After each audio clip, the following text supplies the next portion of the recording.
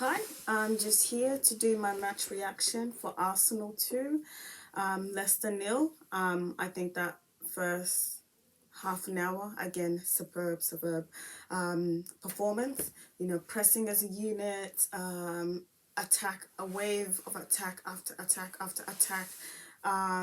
Just waiting or suffocating Leicester's back line or most of their midfield for a mistake so we can attack again.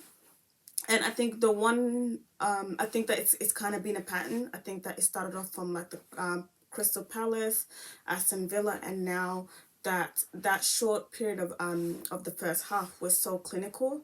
But I think one thing that it was quite evident, or you have to sustain, is if you're gonna be clinical like that, or you're gonna press high in that type of intensity, you generally have to be clinical in the goals that you score.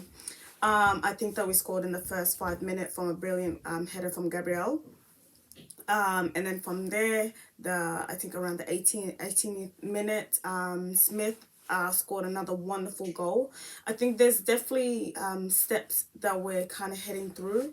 As I said, that first half was just overall brilliant because I think that we started in a 4-4-2, the same lineup from last week's Aston Villa, and I think that the same job that Lacazette had from man marking Douglas Luiz, he had the same thing with Tillizman today. So it kind of nullified him, but it kind of nullified the whole of Leicester's midfield. As I said, the first half an hour, Leicester just looked so confused where they didn't kick off in anything because most of the time they were just under pressure. They couldn't get themselves together, and that is all credit from Ramsdale. Because when they got into the game, Ramsdale was so good his disposition. He would just whip the ball straight and land on our players' feet like it was nothing. And I think that overall, that team just had an amazing half. But after that, a good 35-minute, 40-minute, just before this going in halftime, I think everything just kind of fell low. It was quite frustrating because you kind of want to go in a high, because like for me watching it, I was quite worried if Leicester got a goal from this. I just know that they're gonna come out hard. They're gonna come harder than ever. It was just me. I'm like, oh, I just need this game to finish, or just go on halftime with a clean sheet, get your rest, get your water, and then just go back on the pressing as a unit again. It definitely didn't happen, but as I said, I think that there was a plan behind it, because when you're gonna be defending, you have to defend in a 5-4-1. You have to kind of trust your players enough to the point where I'm like, look, you're gonna have waves of attack left, right, and center. You just need to do your job. The defense had to kind of drop back deep to kind of support them. But overall, it was a team sport. It was a team effort. I might have had a couple of heart attacks down there now and then, but overall, it's just something I generally think that we need to fix, because I think it's quite evident from us as fans that we can't sustain the high press. We're not at Man City level. We're not at Chelsea level in any shape or form. But it's just one of those things where if you know that you're gonna drop back and defend most of the time, when you get an opportunity to get out of your box, those little silly passes when you're not really passing to your man, just kind of bombing it over the top and expecting Aubameyang to kind of run after it. It's just those little simple things where I think that we need to be more calm, composed, because we have the technical players to do all playing out from the back. It's I think they're really comfortable in that type of sense, but it's just one of those things that I generally wanted to like nitpick from our own players. And another person that generally was my man of the match, I think that we're probably going to be hearing his name more and more often, Ramsdale. For me, I don't know if it was Ateta. I don't know. It was people behind the scenes, whoever scouted him.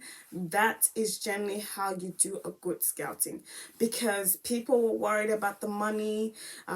He was in relegated twice. Like all of those questions were just kind of us being worried. Like, what's the point of us? We know that we're going to spend big. Why would you spend that on the goalkeeper? But ever since he came, he has just helped us so much in the build up, because when he kicks the ball, it's just ping it from the left, from the right to the central midfield, and all the single time, well, 9 out of 10, it's legit hitting our players to the point where when we're watching as fans, I was like, oh, that's not going to anyone. But again, it just lands on their feet, and that save, that world class save for me, I was just like, that's going in, that's going in.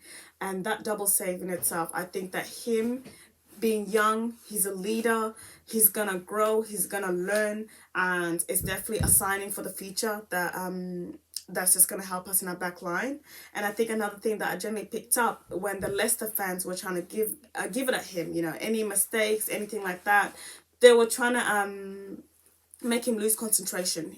I think that he pinged it and it went to one of our players, and he just basically just gave it one at them. And I'm like, these are the little things that that we've been starving for so much. It might be little moments, it might not mean anything to other fans or other rivals and everything like that, but these things are like, oh my god, that mentality to kind of like, I'm not worried about the fans behind me, I'm just going to keep doing my job. They're kind of waiting for me to make a mistake, so I'm just going to continue, I'm going to finish my job. If I have my moments, I'm going to celebrate. Another one for me, I think that Ben White didn't really have a good performance in my eyes. It might be the sickness now and then. I think that he made silly errors, especially in our 18-yard box or just general dangerous areas where the free kick is quite a good example, where it was just one of those things. I'm like, again, it's just a sickness. But for me, the second man of the match, I think that it's Gabriel. I think that after the COVID incident, or after he got recovered from COVID, he has not put a wrong foot in any shape or form.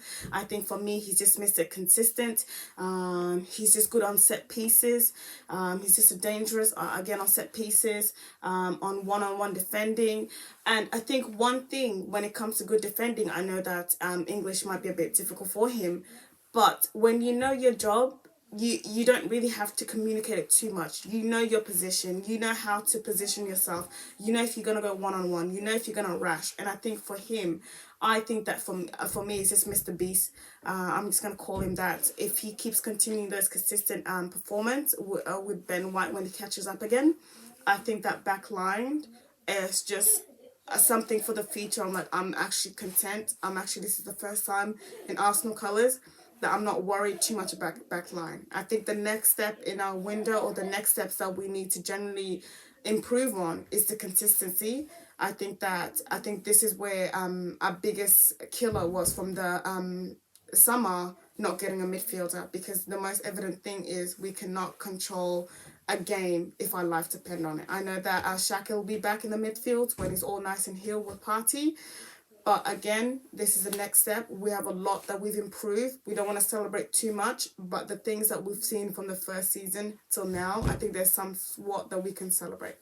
Okay, thank you for listening.